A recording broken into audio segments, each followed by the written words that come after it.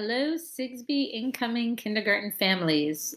I would like to welcome you to our school. My name is Mrs. Janice, and I am the principal at Sigsbee Charter School.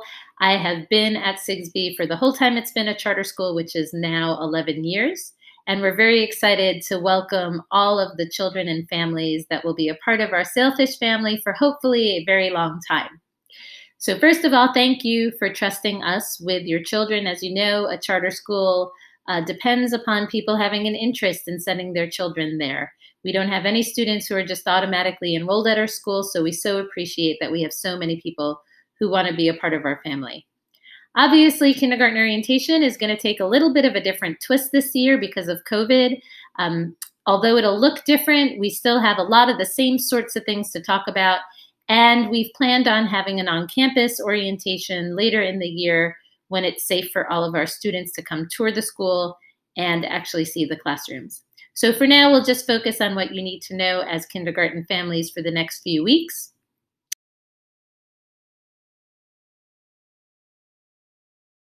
So let's start with our mantra: respect, responsibility, and resilience. Those are three pretty big words for incoming kindergarten students, but once we explain it to them, that's really all they need to know about in order to be successful at our school.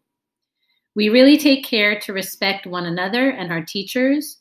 We make sure that the learning environment is valued and not interrupted.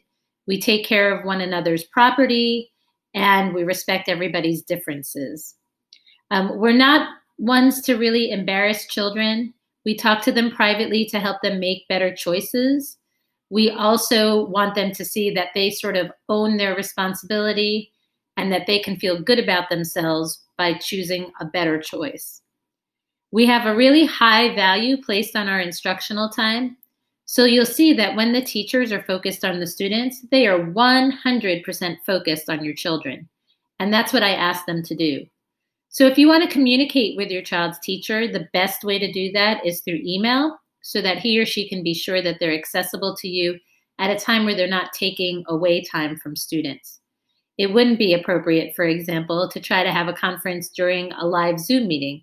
It would be much more appropriate to just send an email and ask if you could talk to the teacher during office hours. Responsibility is huge in kindergarten.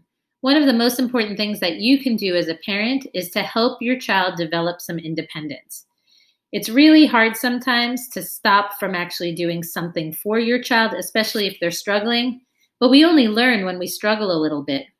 So it's very helpful if you'll spend your time at home working to build those skills of independence. That means help them learn how to make their bed, get their school supplies ready, put together their breakfast, even if they're not cooking it just yet. And also know that their job is to be focused and present and ready to learn at school every day. By making them independent, you make them feel competent and important. And especially during this time where they're not around their friends and they're not on the school campus, it's really important for them to know that they have a purpose with school and that they are the ones who own the learning. For resilience, I don't think there's ever been a year where resilience has been more important. Resilience is important to Sigsbee in other years as well because we have such a high military-connected population. And we know that those children are always going through changes, moving away from friends or family, leaving hobbies behind, changing schools, changing neighborhoods. So resilience has always been our forte.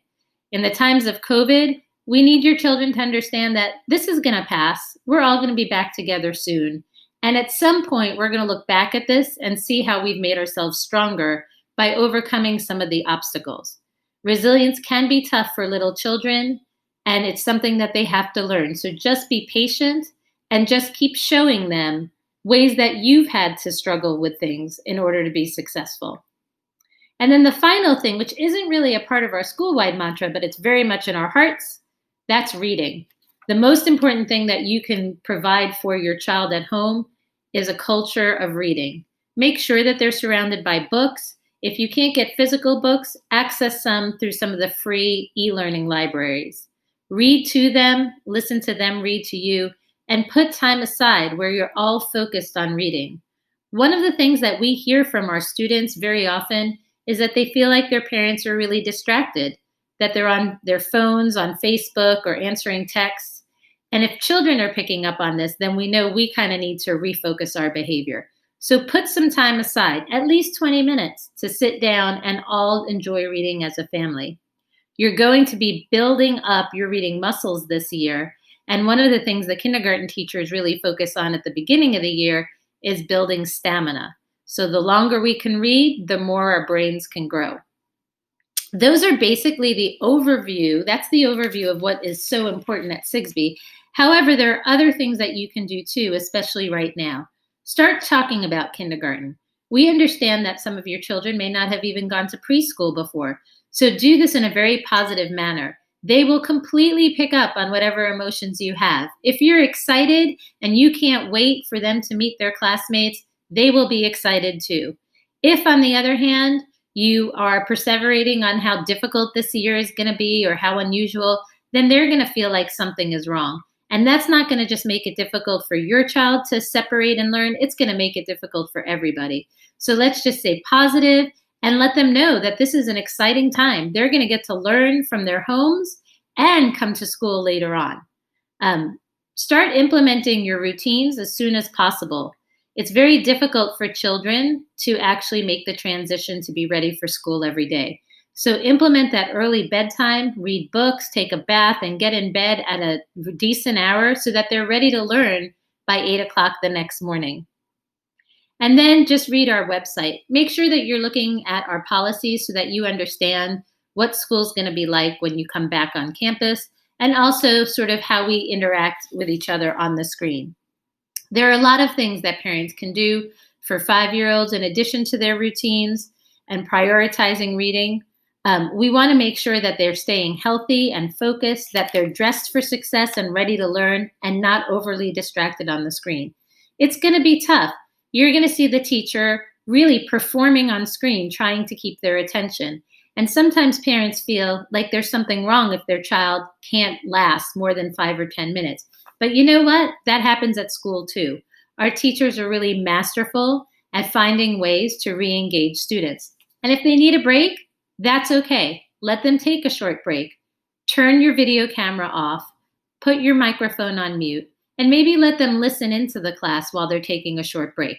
But have them come back. Don't leave for the entire morning, because we really want them to be a part of their class and engage as much as they possibly can. The other thing is that Sigsbee really communicates quite a bit. Everything is electronic. You're going to be getting the weekly scoop, which will give you the overview of what's happening at the school level, and you'll be getting emails from your teachers. You also will have a Seesaw account that you can access that shows you where some of the activities are for things that your student needs to practice. And it also gives you some ideas for links that you need to have or other things you can do for your children. So you want to take a few minutes to make sure that you're familiar with that, because at the kindergarten level, it's often the case that you have to help your child get onto Zoom in the morning and maybe access those sites. The other thing is just make sure that they're always present. Obviously, if they're not feeling well and they can't concentrate, we understand that they might need some time off.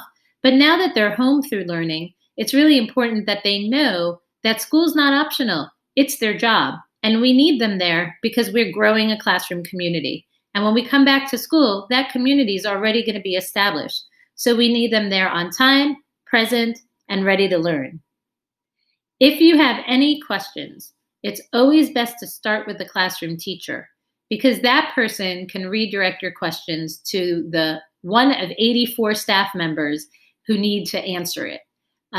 Your classroom teacher and your child support teacher will be the two people that you have the most communication with. But in addition to them, we have 5 different counselors at our school and a whole team of special services teachers that can help your child if they're struggling or if they need enrichment. So always keep that line of communication open with your teachers. We really believe our families are our team. Your child is the player. Again, you're the cheerleader, and the teacher is the coach.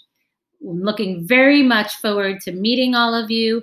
I can't wait to see those smiling faces on campus, and I hope that you enjoy your experience with Sigsbee Charter School.